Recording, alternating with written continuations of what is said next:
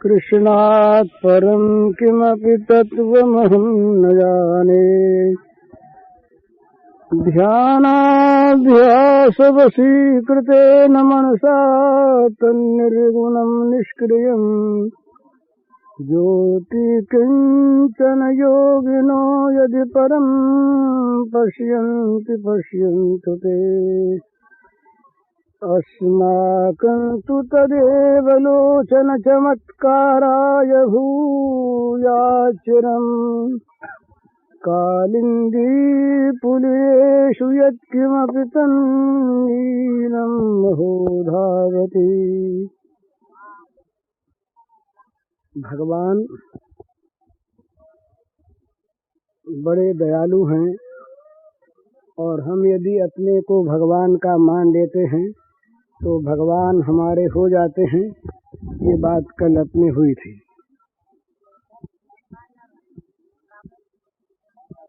जब हम भगवान के हो जाते हैं और जब हम भगवान के अनुकूल कार्य करना चाहते हैं, जब हम भगवान को प्रसन्न करने के लिए ही जीवित रहना चाहते हैं, तो स्वाभाविक उनकी रुचि का अनुसरण हम अपने आप करते हैं। ये स्वाभाविक बात है। जिस किसी के प्रसन्नता के लिए हम काम करें, किसी को हम प्रसन्न करना चाहें तो स्वाभाविक उसके अनुकूल कार्य करेंगे। मालिक को प्रसन्न करना है, अपने घर में किसी आए हुए अतिथि को प्रसन्न करना है, किसी से काम निकालना है, उसको राजी करना है, स्वार्थ के लिए भी। तो जिसको प्रसन्न करना होगा उसके अनुकूल बनना पड़ेगा। प्रतिकूल बन के हम किसी को पसंद नहीं कर सकते। ये एक साधारण नियम है। तो जब हम भगवान को प्रसन्न करने की इच्छा रखेंगे तो स्वाभाविक हम इस बात को देखेंगे कि कौन कौन से कार्य भगवान को पसंद हैं, कौन से नापसंद हैं। तो भगवान के नापसंद कामों को, भगवान के लिए अरुचिकर कामों को हम अपने आप स्वाभाविक छोड़ देंगे। हमारा कदाचार नष्ट हो जाएगा, सदाचार हमें अपने आप आ जाएगा। कि कल मैंने कहा था कि भगवान के हो जाने पर सारे पाप ताप नष्ट हो जाते हैं। उसकी ये युक्ति है कि भगवान के अनुकूल हम कार्य करेंगे तो भगवान के अनुकूल जो कार्य हैं वो कभी बुरे कार्य हो नहीं सकते। सदाचार ही भगवान के अनुकूल है। तो भगवान के हो जाने पर, अपने को भगवान का मान लेने पर, जब हम भगवान के अनुकूल कार्य करना चाहेंगे तो स्वाभाविक हमारी सारी क्रियाओं में सद्भाव आ जाएगा, भगवान की अनुकूलता आ जाएगी, धर्म आ जाएगा। वास्तव में भगवान के अनुकूल कार्य का नाम ही धर्म है। भगवान के प्रतिकूल सारा धर्म और भगवान के अनुकूल सारा धर्म। उसके बाद क्या होगा ये समझने की बात है थोड़ी सी। जब हम किसी की सेवा करते हैं, जब हम किसी को प्रसन्न करना चाहते हैं तो उसकी रुचि क्या है, वो चाहता क्या है, इसको हम जानना चाहेंगे। और रुचि को जानते जानते कुछ दिनों के बाद हम उसके मन को जान जाएंगे। उसके मन में क्या है, वो वास्तव में क्या चाहता है। ये ऐसा माना है कि ज्ञान से भक्ति होती है और भक्ति से यथार्थ ज्ञान होता है और तब भगवान में प्रवेश होता है अथवा भगवान के लीला राज्य में प्रवेश होता है। ब्रह्मभूत प्रसन्नात्मा न शोचति न कांक्षति समम सर्वेषु भूतेषु मद्भक्तिं लभते पराम् भक्त्या माम अभिजानाति यावान यश्चास्मि तत्वतः ततो माम तत्वतो ज्ञात्वा दिशते तदनंतरम। ये पराभक्ति के प्रसंग के गीता के 2 श्लोक इनका हम अर्थ यूं करें कि सदाचार सद्भाव का साधन करते करते हमें भगवान का ज्ञान होता है। बिना ज्ञान के प्रेम नहीं होता। भला ये बात जरा थोड़ी सी समझ लेने की, आरंभ में हम अगर जाने ही नहीं कि श्री कृष्ण कैसे हैं, कितने सुंदर हैं, कितने मधुर हैं, कितने ऐश्वर्यवान हैं, भगवान कैसे हैं, अमुक पुरुष कैसे हैं, कुछ भी जब अगर ज्ञान न हो हमें, तब तो हम उनसे प्रेम कर ही नहीं सकते। तो प्रेम के लिए ज्ञान की आवश्यकता है। तो हमने पहले भगवान के निर्गुण रूप को जाना, उनका ज्ञान हुआ। ज्ञान होने पर देखा ये इतने विलक्षण हैं, तो उनके प्रति हमारी भक्ति जागी।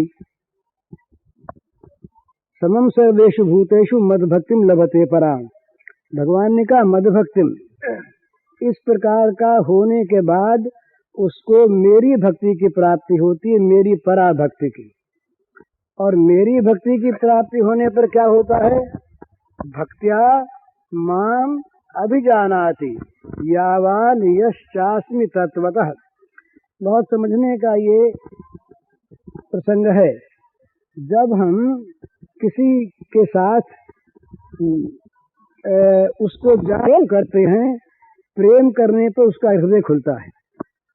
एक आदमी को हमने जाना ऊपर ऊपर से, ये महात्मा है, जाना ये धनी है, तो उसके पास कितना धन है, वो कैसे दर्जे का महात्मा है, वो किस प्रकार का महापुरुष है, उसके पास कौन कौन सी साधन संपत्तियां हैं, उसके पास क्या क्या धन है, उसके हृदय में क्या क्या विचित्र भाव भरे हैं, उसके जीवन में क्या क्या विशेषताएं हैं, इन सब का पता हमें तब लगेगा जब हम प्रेम के द्वारा उसके अंतरंग हो जाएंगे।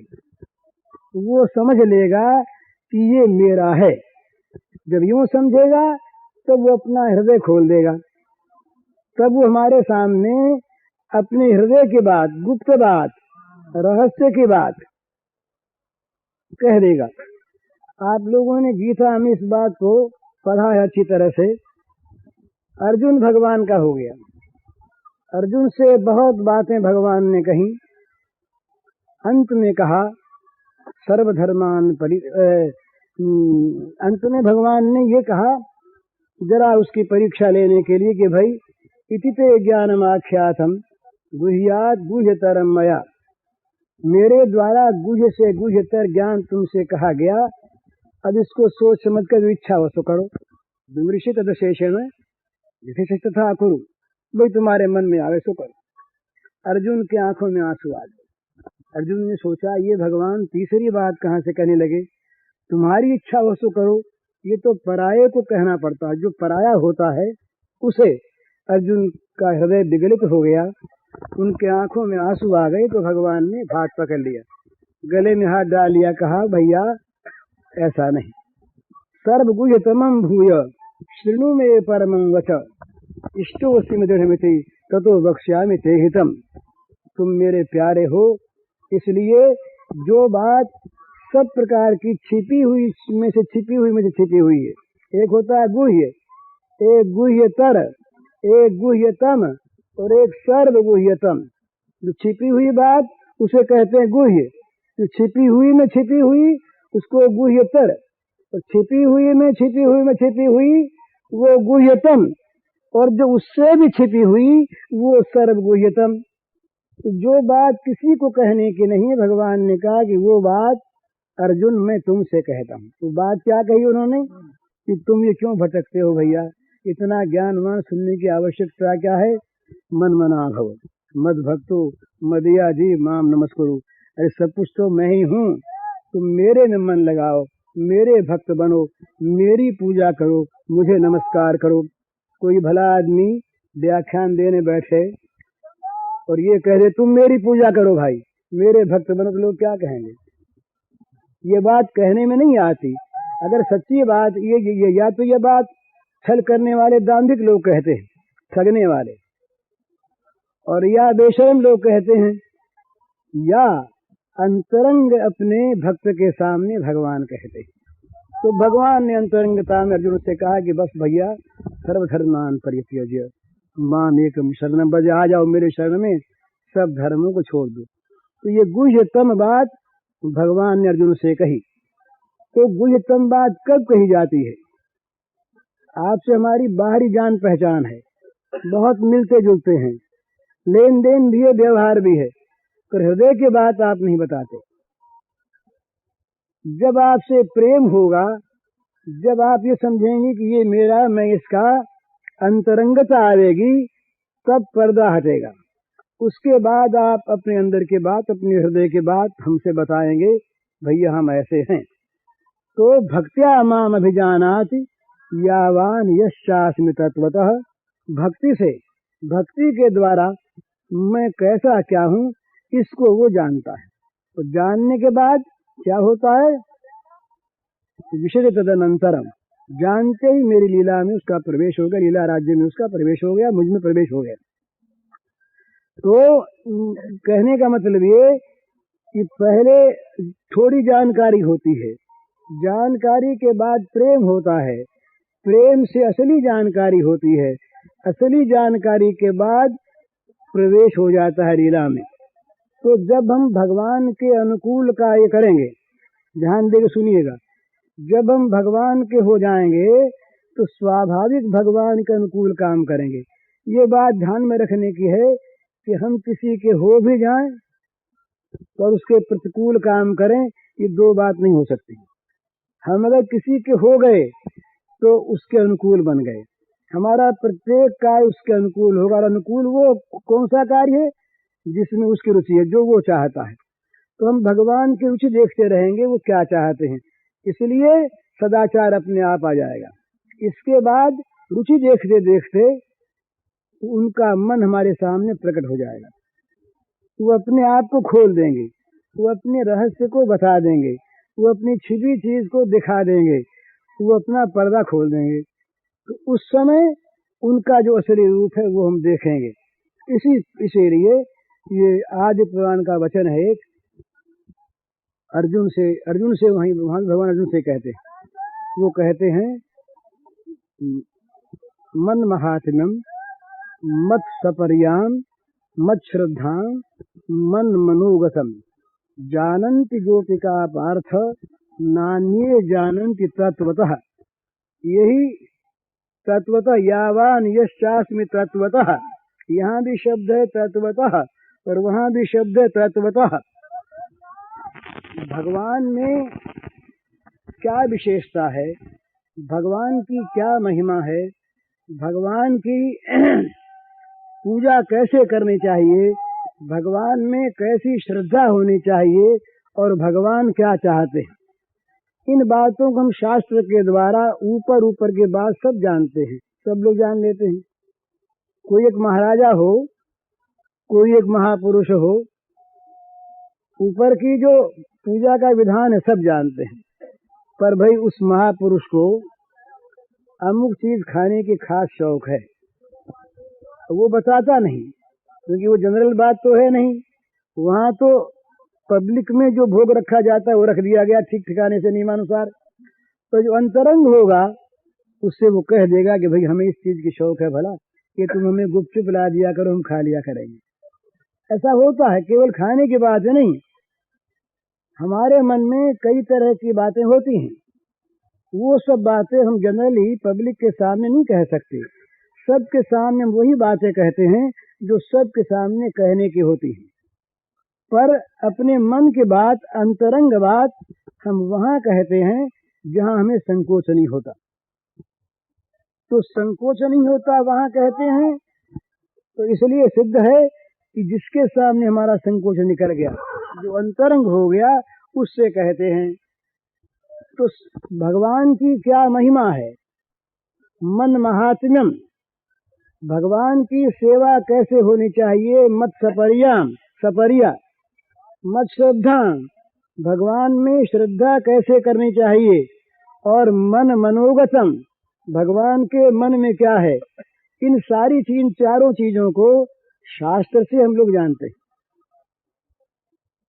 जो पूजा की पद्धति है वो हम जानते हैं, उस पद्धति के अनुसार सब पूजा करते हैं। जैसे कोई राजगद्दी पर आसीन राजा है, राजा की किस विधि से पूजा होनी चाहिए, राजा का कैसे सम्मान होना चाहिए, दरबार में किस पोशाक से कैसे बैठना चाहिए, ये सब नियम बने हुए हैं।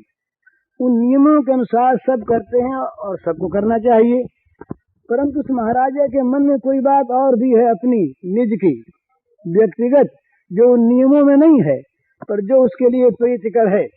उस बात को तो उसी से कहता है जो उसका अंतरंग है। चुपके से कह देगा, राज दरबार में दीवान से नहीं कहेगा, मंत्री से नहीं कहेगा, तो उसका अंतरंग है, चाहे वो दीवान नहीं है, चाहे बहुत ऊंचा मंत्री नहीं है। इसीलिए ये फिर कभी बात, ये जो भक्ति के 5 भाव है ना, शांत, दास्य, सख्य, वात्सल्य और मधुर, इनमें थोड़ी सी बात दास्य की ले लीजिए। एक राजा है और उस राजा की सब प्रजा हैं, प्रजा के नाते सब राजा के भक्त हैं। राजा बड़ा सदाचारी है, बड़ा शिष्ट पुरुष है, प्रजा पालक है, प्रजा रक्षक है, हर प्रकार से वो श्रद्धा के योग्य है। प्रजा के नाते सब उसकी प्रजा हैं और सब उसकी भक्ति करते हैं, सबका एक सा दर्जा। अब जरा सा कल्पना कीजिए, उन प्रजा में से एक किसी आदमी को राजा ने महल का नौकर रख लिया। एक कोई आदमी उस प्रजा में से ही महल का चाकर हो गया, राजा का व्यक्तिगत नौकर हो गया। राज दरबार के नाते जैसे और प्रजा वैसे वो राजन है ही, उसके नाते राजा का वो प्रिय पात्र है ही, उसके नाते राजा उसका पालन करते ही हैं, उसके नाते राजा के नियम उसको मालूम है ही। पर अंतरंग जब वो दास हो गया तब वो महल में ले गए।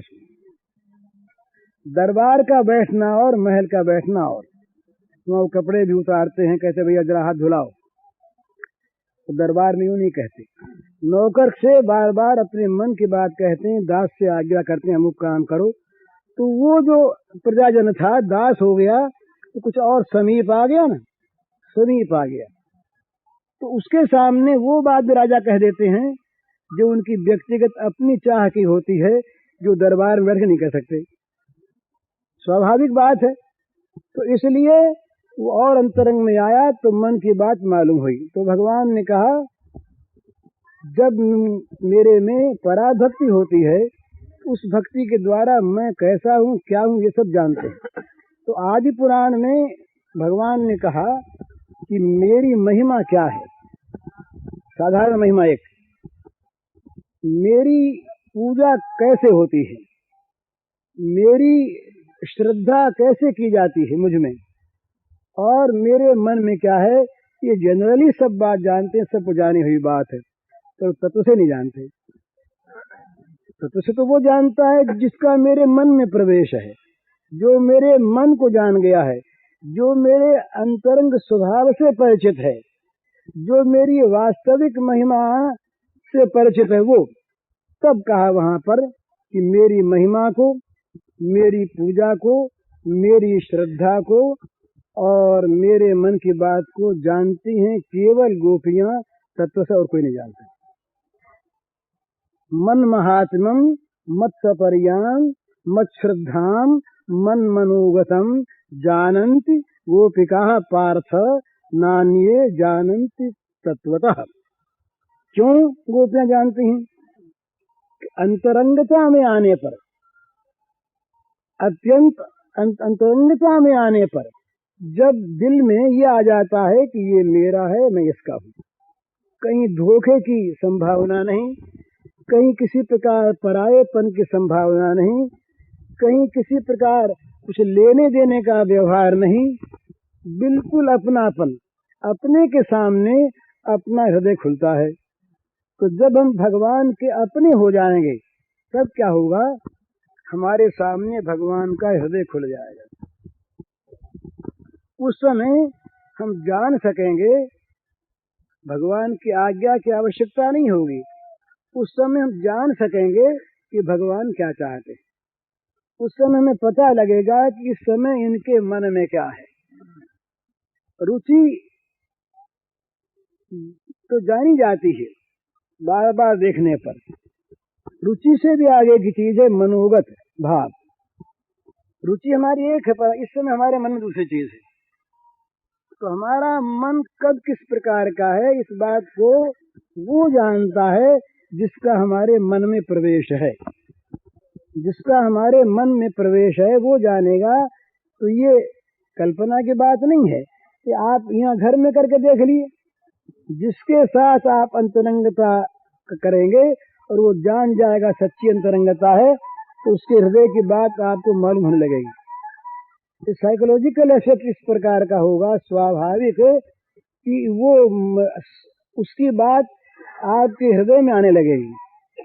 उसकी बात आपके हृदय में आने लगेगी। वो क्या सोचता है उसको आप सोचेंगे, वो क्या देखता है उसको आप देखेंगे, वो क्या चाहता है उसको आप चाहेंगे।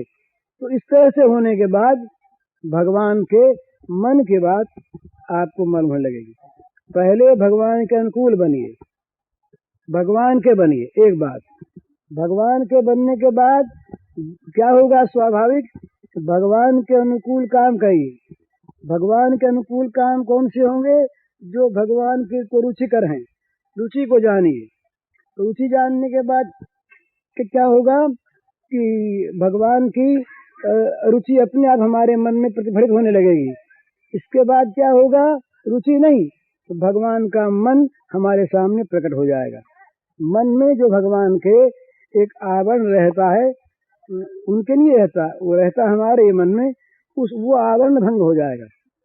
वो भगवान मुक्त हृदय से, भगवान मुक्त मन से, भगवान मुक्त मन से, मुक्त हृदय से हमारे सामने खड़े हो जाएंगे। तब हम देखेंगे कि भगवान के हृदय में क्या है। जो समय हमसे भगवान के बात छिपी नहीं रहेगी। जो कब क्या चाहते हैं हम जान लेंगे। इस प्रकार की स्थिति प्रेम राज्य में प्राप्त होती है। इसीलिए इस सबसे ऊंची बात है। ज्ञान में ज्ञान भक्ति का विरोध नहीं है, दोनों का तत्वतः फल एक ही है। परंतु केवल जहाँ जानकारी है, वहाँ जानकारी में हृदय की जानकारी नहीं होती। और जानकारी बढ़कर जब आत्यंतिक अंतरंगता होती है, तब हृदय की बात अपने आप खुल जाती है, तब असली जानना होता। इसीलिए गीता के श्लोकों का ये अर्थ है कि ब्रह्मभूत प्रसन्नात्मा न शोचति न कांक्षति समम सर्वेषु भूतेषु। सारे जगत में सब प्राणियों में समान देखता है, ब्रह्मभूत है, वो न सोच करता है न आकांक्षा करता है, सारे प्राणियों संभवापन्न है। इस प्रकार का जब होता है तब मद भक्ति लभते पराम, मेरी श्री कृष्ण की पराभक्ति प्राप्त होती है। और उस भक्ति के द्वारा भक्तिया माम, उस भक्ति के द्वारा मुझे कृष्ण को, मुझे भगवान को जैसा जो कुछ मैं हूँ वैसा वो जानता है।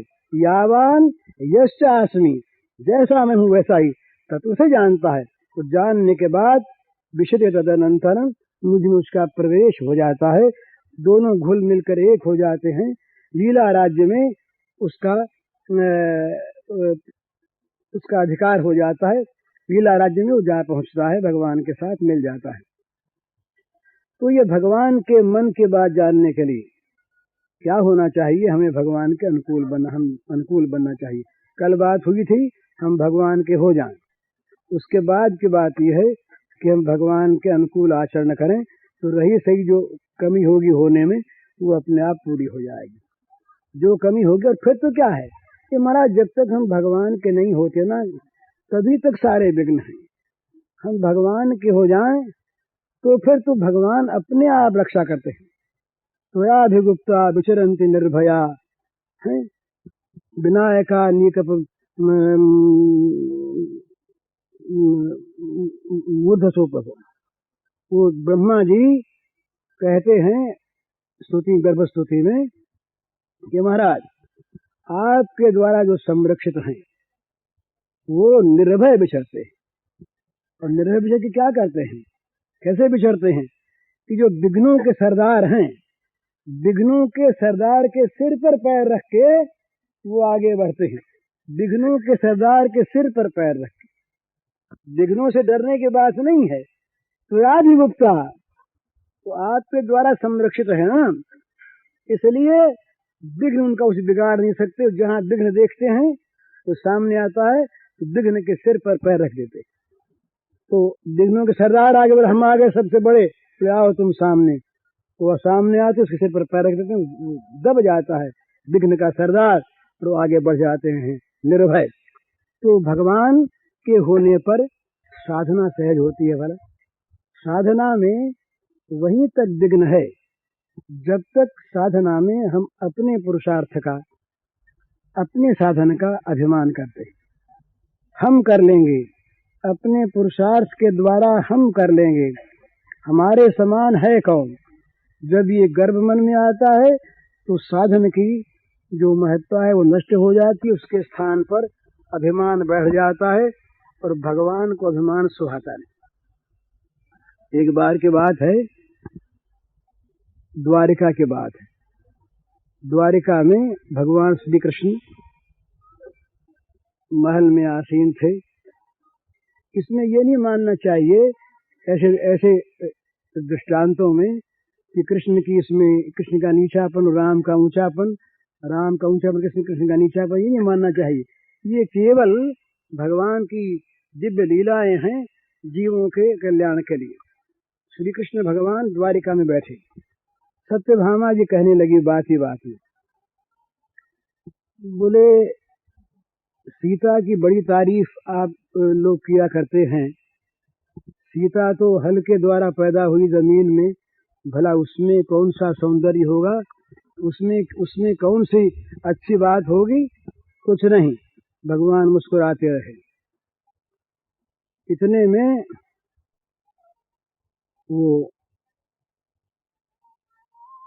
गरुड़ जी बैठे हुए थे, चक्र सामने थे, तो उन सब की भी गर्व की बातें बहुत दफे आई थी। गरुड़ जी थे तो हनुमान, तो भगवान ने सोचा कि आज इन सब का गर्व हरण करना है। तो भगवान बोले गरुड़ से कि भाई तुम एक काम करो, तुम गंधमादन पर जाओ, वहाँ हनुमान तप कर रहे हैं।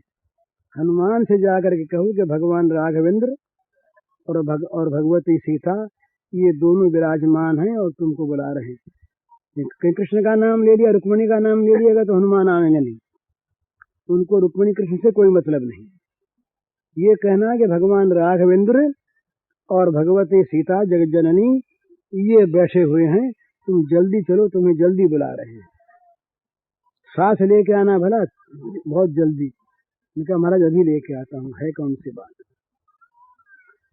चक्र से कहा कि तुम एक काम करो भाई, हनुमान आ रहे हैं और यहाँ हम लोग अब राम सीता के रूप में रहेंगे, तो लोग कोई बाहर के आ जाए ठीक नहीं। चक्र से कहा कि तुम पहरा दो, कोई आने न पावे भला, का अच्छी बात नहीं आने देंगे। दो काम हो गए। सत्यभामा से कहा कि अब तुम सीता बनो, हम तो राम बन के बैठते हैं और तुम सीता बन के बैठो। तो अपनी जान में सीता बन के सत्यभामा जी बैठी। तैयारी होगी नाटक की, नाटक का स्टेज बन गया एक, सत्यभामा सीता बनी, भगवान श्री कृष्ण भगवान राघवेंद्र बने, चक्र पहरे पर बैठे और गरुड़ देवता उन्हें लाने के लिए गए। हनुमान जी महाराज बैठे थे, उनके पास पहुंचे गरुड़ जी। गरुड़ जी की जो गति है उसको कहते हैं मनोगति। कितनी स्पीड है भाई, इस मोटर की कितनी स्पीड है, इस एरोप्लेन की कितनी स्पीड है, एक घंटे में कितनी माइल जाता है। इसी प्रकार गरुड़ जी की जो स्पीड थी वो क्या थी, जितना मन में करे उतना, कोई माइलेज वाइलेज का कोई बंधन नहीं। तो गरुड़ जी गए, हनुमान जी से कहा, बोले हनुमान जी महाराज भगवान राघवेंद्र और जगतजननी सीता ये विराजमान द्वारिका में आपको बुलाते हैं। राघवेंद्र महाराज और सीता जी ये हैं, माता जी आई हैं। बोले हाँ हाँ, तो अभी चलते हैं। बोले महाराज अभी चल, बोले आते हैं ना अभी, तुमको खुद जल्दी है। बोले महाराज जल्दी बुलाया, दो चार बार कहा नहीं, अरे बोले आते हैं गरुड़ तुम जाओ। बोले नहीं जल्दी बुलाया है। तो गरुड़ का पांख पकड़ के फेंका तो समुद्र में जा गिरे। यार इतना गरुड़ में बल। अब फड़फड़ाते हुए किसी प्रकार से निकले। उधर क्या हुआ, हनुमान जी चले। जब वो महल के द्वार पर पहुंचे तो वहां चक्र महाराज पहरा दे रहे। चक्र ने कहा, जाने क्या जानिए, कौन कहाँ जाते? बोले, हम राघवेंद्र ने बुलाया। उनके दरबार में हमारा प्रवेश निषेध कभी है नहीं। राघवेंद्र जहाँ हुआ हनुमान चाहे जब चले जाए, रोकने वाले तुम कौन हो? बोले, हमको आज्ञा आपकी। खास नहीं हो गई तो उठा के उनको मुंह में दबा लिया, चक्र को मुंह में दबा दिया। अंदर पहुंचे, इतने में देखा भगवान राघवेंद्र बैठे हैं। प्रणाम किया। सीता जी पहचानने में नहीं आई। तो हनुमान जी बोले, सरकार एक नई बात क्या है आज? बोले, भाई क्या है? बोले, ये जगतजननी के बदले में इस चुड़ैल को किसको बैठा लिया आपने अपने पास? इसमें तो कोई सौंदर्य है ये नहीं। ये जगतजननी माता सीता कहाँ और ये चुड़ैल कहाँ? तो सत्यभामा का सिर नीचा हो गया। इतने में गरुड़ जी आए फटफटाते हुए अपनी पांखों को।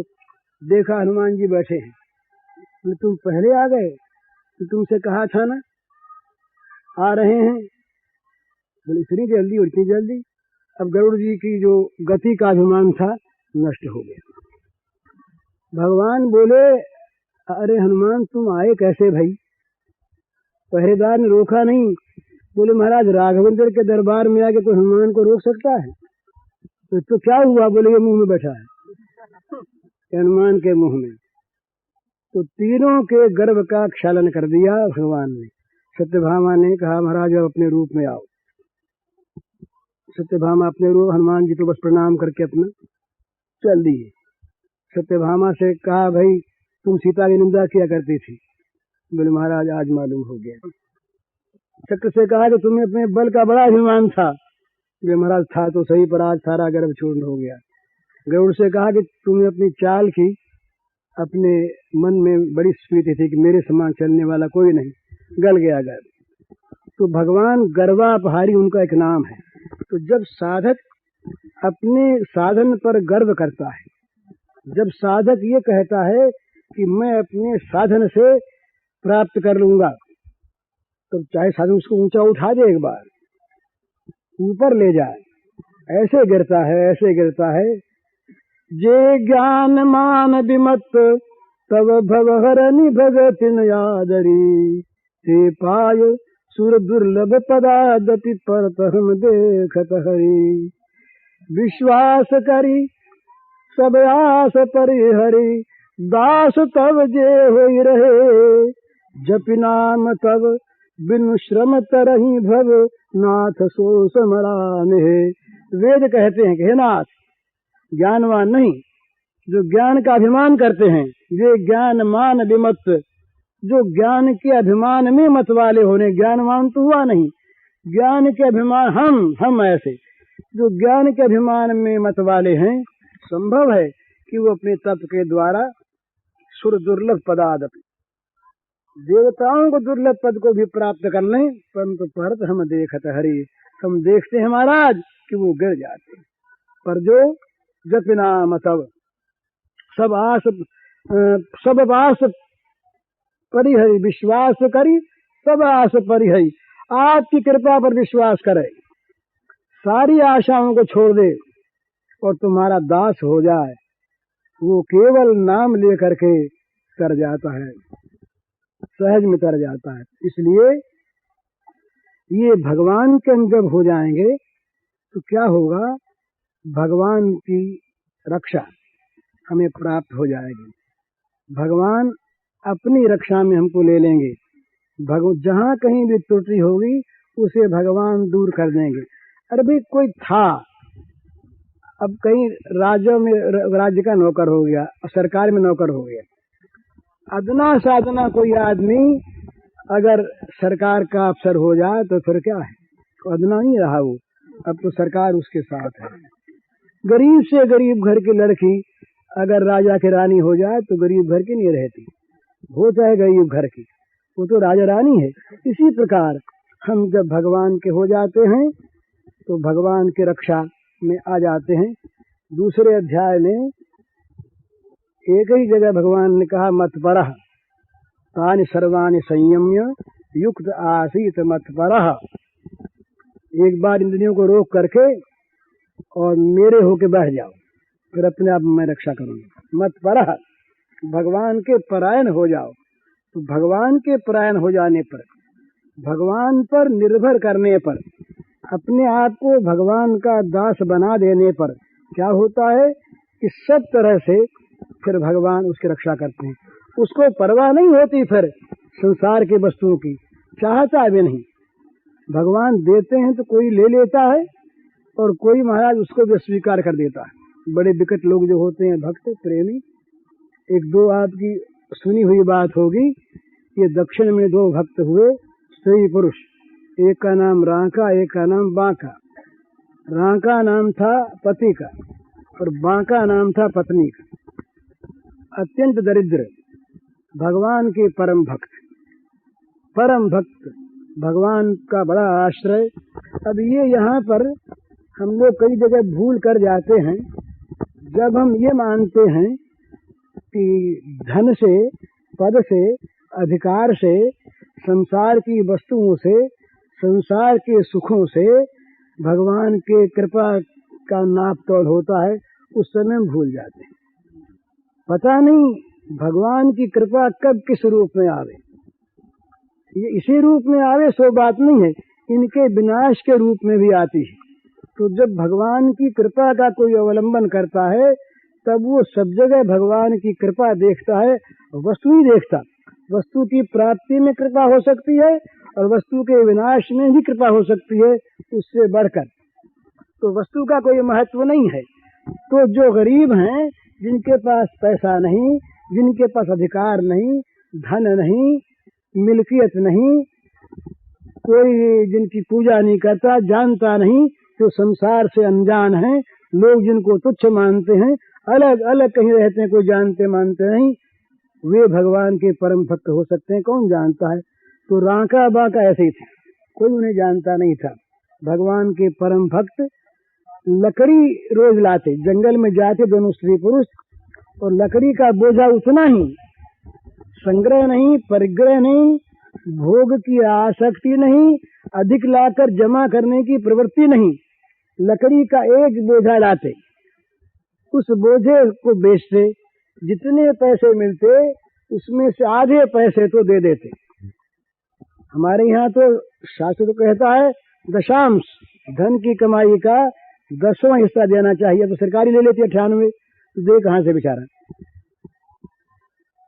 तो चीज ये थी, वो बड़े दरिद्र थे, उनको कोई नहीं जानता था। तो लकड़ी लाते, आधा दे देते, आधे में से बेचकर आटा दाल कुछ भी लाके अपना पेट भरते, दिन रात भगवान के भजन में रहते निरंतर।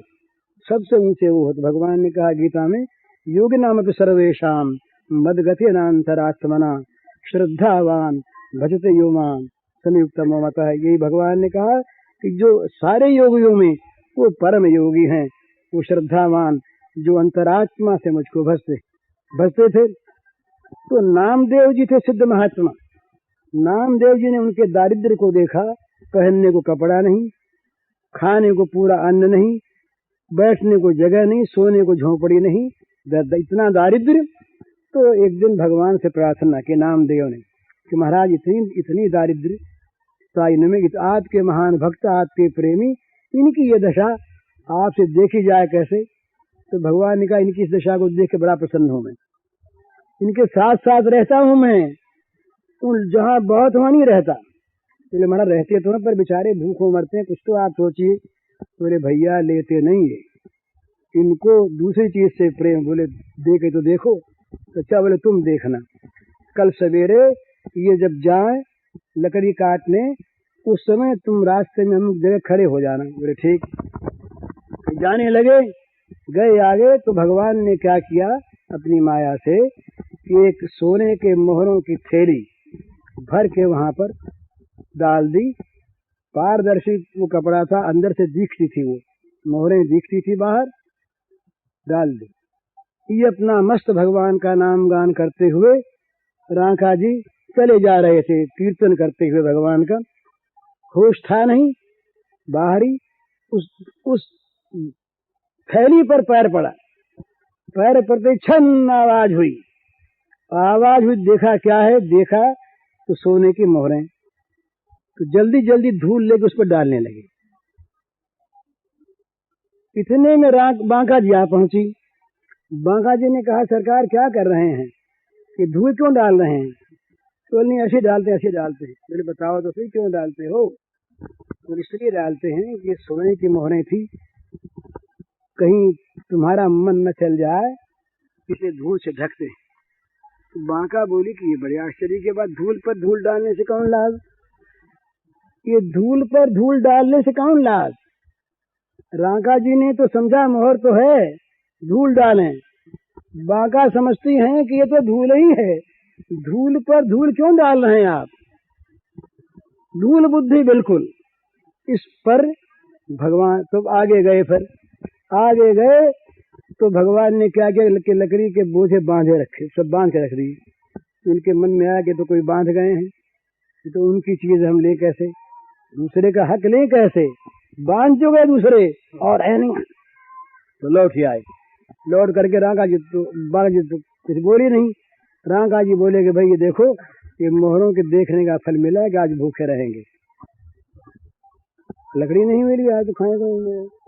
तो मतलब कहने का ये कि संसार की किसी वस्तु के होने से न होने से भगवत कृपा का सरोकार नहीं है। एक बड़े विशाल संपत्तिशाली सम्राट पर भगवान की कृपा हो सकती है, और उससे अधिक कहीं कृपा एक दरिद्र पर हो सकती है जिसके पास कोई वस्तु नहीं है। किसी वस्तु से भगवान की कृपा का तौल नहीं होता, किसी चीज से नहीं होता।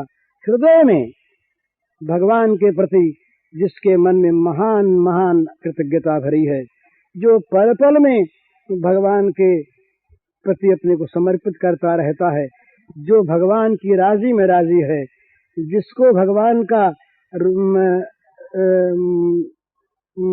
उनका मनोरथ ही उस ओर ले चलता है, जो भगवान के मन की बात को निरंतर करना चाहता है, जो भगवान के सिवा किसी और को जानता मानता नहीं, इस प्रकार का जो भगवान का प्रेमी है, उस भगवान के प्रेमी के लिए संसार की किसी वस्तु का कोई मूल्य नहीं।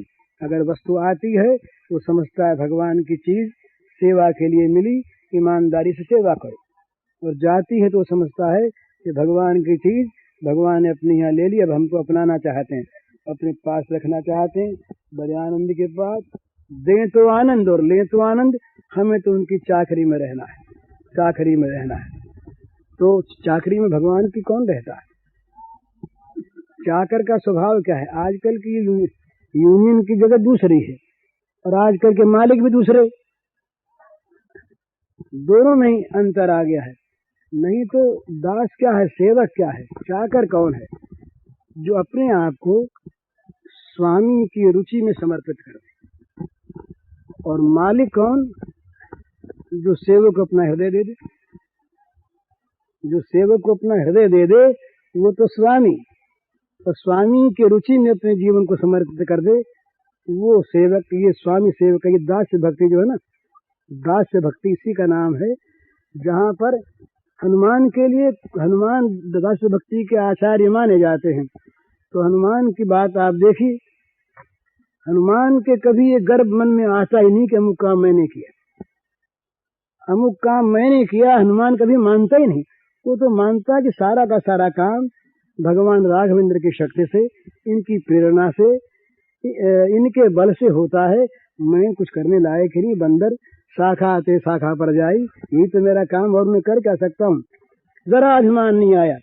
लेकिन राम की रुचि, राम का इतना महान भाव कि हनुमान राम के हमेशा सामने रहे। एक बार के बाद बड़ा विरोध हुआ। एक बार अयोध्या में राज तिलक हो गया, उसके बाद सब लोग काम करें, सब सेवा करें राघवेंद्र की, तो हनुमान जी महाराज भी सेवा करें, पर हनुमान जी पे कुछ विशेष भाव। तो ये आक्षेप की बात नहीं, निंदा के बाद ये विरोध समझिए।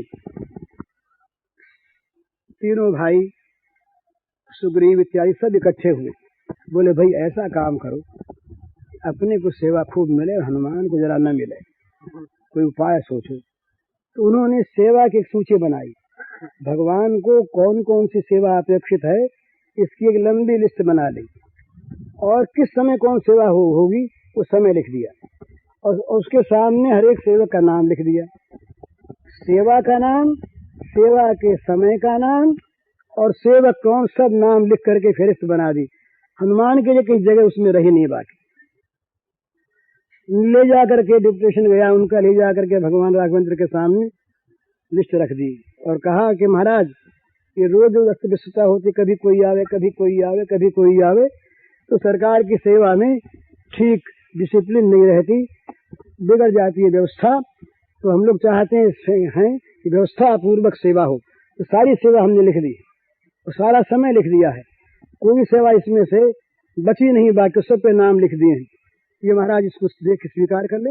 भगवान ने देखा, सेवा सारी बाँच ली, समय बाँचे, सबके नाम बाँच ली, तो फिर भगवान जरा सा मुस्कुराए। हनुमान का नाम था नहीं, तो बोले भाई सूची तो ठीक है, कोई काम बाकी नहीं रहना। बोले कोई काम बाकी नहीं रहा।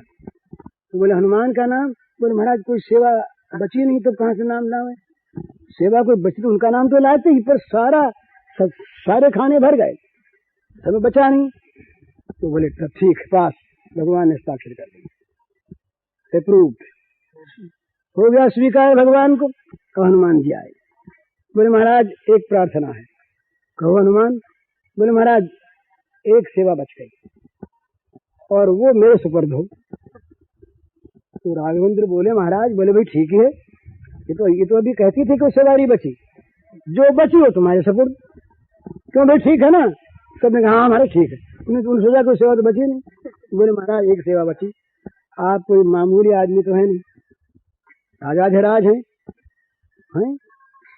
सबके सम्राट हैं, तो आपको जब उबासी आवे, जम्हाई आवे, उस समय कोई सामने सेवक रहे जो चिटकी बजा दिया करे। सेवा है ना? बोले हाँ है बेटा, तो सेवा तो लिखो। सेवा लिख ली गई, सामने हनुमान का नाम लिख दिया गया। अब लोगों ने कहा बोले महाराज कौन सा समय कौन सा रखें? हनुमान जी से कहा कौन सा समय रखें? तो हनुमान जी बोले भाई ये तो भगवान से पूछो, कब इनको उबासी आवेगी, कब जम्हाई आवेगी, इनसे पूछो, हम क्या बताएं, बोलो। तो राम जी बोले भाई जम्हाई का भी कोई समय हो तो आ जा, रात को आ जाए, दिन को आ जाए, रास्ते में आ जाए, गाड़ी में आ जाए, महल में आ जाए, उड़ने में आ जाए, बैठने में आ जाए, नहाने में आ जाए, सोने में आ जाए, भोजन करने में आ जाए, सब समय आ सकती जमाई। तो बोले फिर कौन समय रखें? बोले सब समय रखो। तो हनुमान ने कहा ये अब ये हो गया ना कि सब समय, आप चाहे सोते हो, चाहे जागते हो, चाहे चलते हो, चाहे बैठे हो, मैं आपके मुंह के सामने देखता रहूंगा, आठों पैर। हाँ बोले ये तो होगा ही, कब जमाई आ जाए क्या पता। अब तो सब लोग छक गए, सबने देखा कि हमने तो एक ही समय की बात और ये हनुमान तो दिन रात। तो ये चाहे इसको हम विनोद माने, पर बात क्या है, बात सच्ची है। ये सूझ क्यों आई? जिनके मन में सेवा का भाव जागृत है उनको सेवा के अवसर मिलते हैं, और जो सेवा से मन चुराते हैं उनके सामने सेवा के अवसर आगे चले जाते हैं। तो जो भगवान का हो जाता है उसको भगवान सदा अपने समीप रखने में प्रसन्नता का अनुभव करते हैं, दूर भेज देते हैं तभी वो नाराज नहीं होता, परंतु भगवान की अनुकूलता उसे प्राप्त हो जाती है। तो हम भगवान के हो जाएं, एक बात। दूसरी बात, हम भगवान के अनुकूल काम करें, उनकी रुचि के अनुसार काम करें। जब ये हो जाएगा तो रुचि हमारी अलग नहीं रहेगी, हमारी आकांक्षा अलग नहीं रहेगी। और यही बात है, भक्त कौन है? जो अपनी सारी आकांक्षाओं को, अपनी सारी चाहों को, अपने सारे मनोभिलाष को भगवान की चाह में क्यों मिला दे। अपनी अलग चाह अलग रहे ही नहीं, अपनी कोई चाह नहीं, अपनी चाह न पूरी हो तो कोई परवाह नहीं, केवल और केवल भगवान की चाह पूरी हो तब क्या होगा, उसे भगवान महत्व देंगे इस बात का कि ये मेरा है। उसके द्वारा वो काम कराएंगे भगवान जिस काम से भगवान का गौरव बढ़ता है, उसको भगवान अपने उस स्तर पर रखेंगे जिस स्तर पर रखने से भगवान अपने आप को सुखी अनुभव करेंगे। तो ये बड़ी भारी बात है, और इस बात में हम सब अधिकारी हैं। भला चीज बहुत बड़ी पर बड़ी सस्ती। सस्ती इसलिए इसमें किसी और प्रकार के विद्या की, कर्म की, किसी विशेष ज्ञान की, किसी बहुत बड़ी साधना की, योग धारणा की, ये षटचक्र भेदन की, कुंडलिनी जागरण की कोई आवश्यकता नहीं है। ये सब भी मार्ग हैं, सब ठीक हैं। इसमें तो केवल भाव की आवश्यकता है। हम भाव से अपने को भगवान का बना लें, अपने को अपना न रखें, अपने को जगत का न रखें, अपने को विषयों का न रखें, अपने को कामना, वासना, आसक्ति, ममता का गुलाम न रखें, भगवान का बना लें बस। और ये ममता, आसक्ति, कामना इत्यादि फिर रहेंगे नहीं। ये महाराज रजिस्ट्री आप किसी मकान की करवा दीजिए, उनके नाम, किसी के नाम करवा देने के बाद आप कहीं उस पर हक अपना लगाने आएंगे तो आप निकाल दिए जाएंगे। दूसरे की तो बात ही क्या है। तो ये ममता की चीज जो ये अपने आप निकल जाएगी, रहेगी नहीं फिर। ये तो जब तक भगवान में ममता नहीं होती तभी तक ये ममता हमारे पीछे पीछे पड़ी रहती है। और जब भगवान हमारे हो गए, हम भगवान के हो गए, उसके बाद हमारी ममता की सारी चीजें भगवान छीन लेंगे, उनके हम हो गए, और उनमें हमारी सारी ममता जाकर के केंद्रित हो जाएगी, सब जगह से निकल करके। ये जीव का सर्वोच्च लक्ष्य है, चाहे कोई माने न माने इस रूप में, पर जीव भगवान का हो जाए, उसकी सारी कामना, वासना, आसक्ति, ममता सब के सब भगवान के चरणों में जाकर के समर्पित हो जाए, भगवान का हो जाए। तो तुलसीदास महाराज ने कहा, या जग में जह लगी या तनु की प्रीति प्रतीति सगाई, सो सब तुलसीदास प्रभु ही सो हो सिमट एक ठाई। प्रार्थना बड़ी सुंदर की। उन्होंने कहा कि इस जगत में, इस शरीर को लेकर जहां तक प्रीति प्रतीति सगाई, प्रेम, भरोसा, विश्वास और आत्मीयता, अपनापन, जितना संबंध है, या जग में जह लगी या तनु की प्रीति प्रतीति सगाई, प्रीति प्रेम, प्रतीति विश्वास, सगाई आत्मीयता, ये सारी की सारी सो सब तुलसीदास प्रभु ही सो हो ही सिमित कठाई। सारी प्रीति भगवान राघवेंद्र में लग जाए, सारा विश्वास भगवान में जाके समर्पित हो जाए, तो सारा सगपन, अपनापन, आत्मीयता भगवान में आ जाए। एक भरोसो, एक बल, एक आस विश्वास, एक राम रघुनाथ हित चातक तुलसीदास। दूसरे का भरोसा नहीं, दूसरे का बल नहीं, दूसरे का विश्वास नहीं, दूसरा है ही नहीं। एक भगवान वो हमारे। अब वो भगवान कैसे? जैसे आपका मन हो वैसे। भगवान के संबंध में जितनी सीधी बात है उतनी जगत में कहीं है ही नहीं। जिस रूप में चाहो उस रूप में उसको भज लो, जो संबंध चाहो वो संबंध बना लो, जब चाहो तब भज लो, जैसे चाहो वैसे भज लो। भगवान सब तरह से अपने हैं, अपनाने को तैयार हैं, दोषों पर ध्यान देते नहीं, गुणों की ओर देखते। जरा से गुण पर रिझ जाते हैं और बड़े से बड़े दोषों को भूल जाते हैं। ये भगवान का स्वभाव है। तो भगवान के स्वभाव को देख करके हम लोगों को स्वाभाविक जीवन जा रहा है। भला ये इकट्ठे हुए हम लोग यहाँ पर गंगा के तट पर, ये केवल इसलिए नहीं है कि 2-3 महीने की सैर कर जाएं, मसूरी और नैनीताल के बदले ऋषिकेश में रह जाएं, भाई अच्छा गंगा का नहान भी हो जाएगा, कुछ सत्संग भी सुन लेंगे, कुछ महात्माओं के दर्शन साधुओं के भी हो जाएंगे। ये अच्छा है, इसका विरोध नहीं करता है, बहुत अच्छा, बहुत अच्छा। तथापि जब जीवन की ओर देखना है तो इससे इतने से काम नहीं चलता। हमें तो जीवन को लगा देना है भगवान की ओर, तभी हमारे जीवन की वास्तविक सार्थकता है। तो यहाँ आकर हमें कुछ छोड़ना चाहिए, और वो छोड़ने की एक ही चीज है, और कुछ ग्रहण करना चाहिए तो एक ही चीज है। अगर कर सकें मन से कर लें, जगत की प्रीति को छोड़ दें, और भगवान में प्रीति करनी, विषयों की प्रीति का परित्याग कर दें। और ये बोले होगा कैसे? होगा ऐसे कि भगवान के हो जाओ, फिर भगवान अपनी चीज को अपने आप ठीक करेंगे। तुलसीदास महाराज ने भगवान को सौंप दिया। एक दिन बैठे थे तो जरा सा मन में कोई सांसारिक भाव आया, तो बोले महाराज देखो अब आपकी इज्जत आपके हाथ, ये हृदय भवन प्रभु तोरा, यहाँ आए बसे बहु चोरा। बोले महाराज देखो ये आपका महल है, भला इस महल में अब चोरा बसे, लुट जाएंगे भला आप, हृदय लुट जाएगा आपका, मुझे पता नहीं। तो लुटे कैसे? जिस हृदय में भगवान बैठे, जो हृदय भगवान का हो गया, वो लुटे कैसे? रुक्मिणी की रक्षा करने के लिए रात के समय आया ब्राह्मण, आकर के कहा भगवान से पाती दी, पत्रिका दी। रुक्मिणी ने उसमें लिखा कि नाथ ये सिंह के भक्ष को सियार ले जाना चाहता है, आपकी वस्तु को ये शिशुपाल ले जाना चाहता है, आप क्या रक्षा नहीं करेंगे? और मेरी बात, मुझे तो 100 जन्म में अगर आप नहीं मिले तो दूसरी ओर ताकना ही है, मुझे तो आपकी ओर ही देखना है, आपके गुणों पर मैं मुग्ध हूँ। पाती दी, क्या विलक्षणता!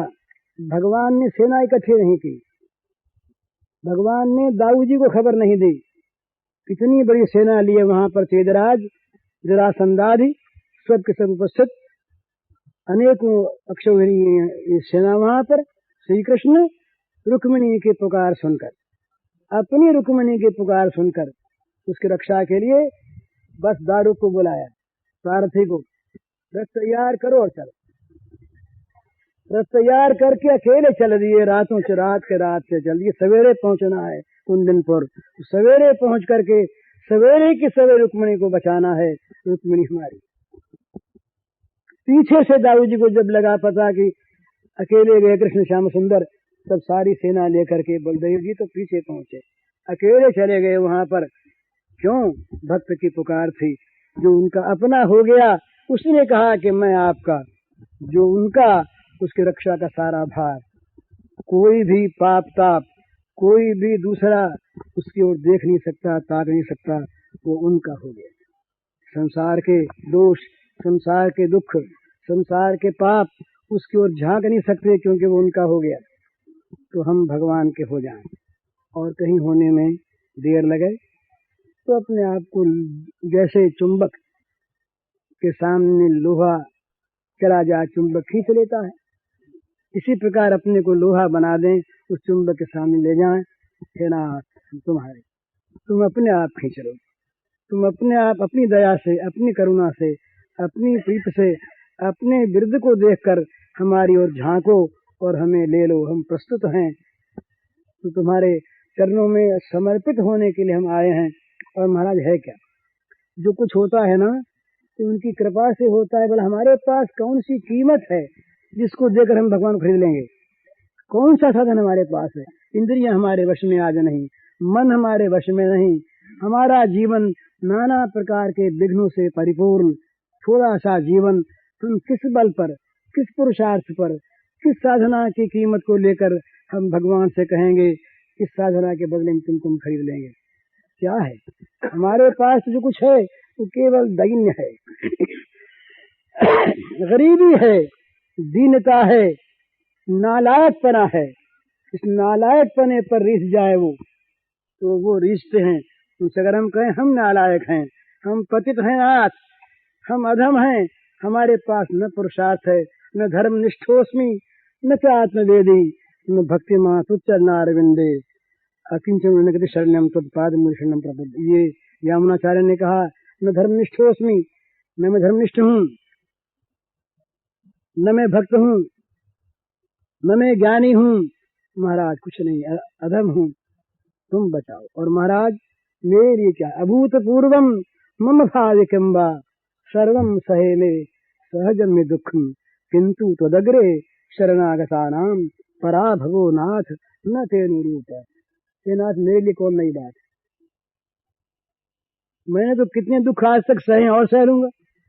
मेरी नालायकी का फल तो बहुत दफे मैंने भोगा है। अभूतपूर्वम मम भाविकम्बा सर्वम सहे में सहज में दुखम, बहुत दुखों को मैंने सहा है, परंतु नाथ ये ठीक नहीं हुआ। किंतु तदग्रे शरणागतानाम पराभवो नाथ न तेनुरूपः। हे नाथ, आपके चरणों में जो आ गया, आपके शरण में आ गया, वो अगर इन दोषों के द्वारा हरा दिया गया तो ये आपके लायक बात नहीं हुई। मेरी तो ये चीज है ही, मैं तो ऐसा हूँ। तो अपने सारे दैन्य को लेकर, अपनी सारी दीनता को लेकर, अपनी सारी अधमाई को लेकर, अपने सारे पामरपन को लेकर, पाप से भरे जीवन को लेकर, मल से भरे शरीर को लेकर हम भगवान से कहें, हे नाथ, हम तुम्हारे, दूसरा हमारा कोई नहीं, दूसरे की हमें कोई आशा नहीं, तुम्हारी आशा। भगवान कहेंगे तुम्हारा मल हम धो देंगे, आ जाओ हमारी गोद में आ जाओ, तुम्हारा मल साफ कर देंगे। पूज्य श्री भाई जी के इस प्रवचन का शीर्षक है भगवद विश्वास। इसका कैसेट संख्या है 140। यह प्रवचन गीता भवन स्वर्गाश्रम में 5 अप्रैल 1958 को दिया गया था।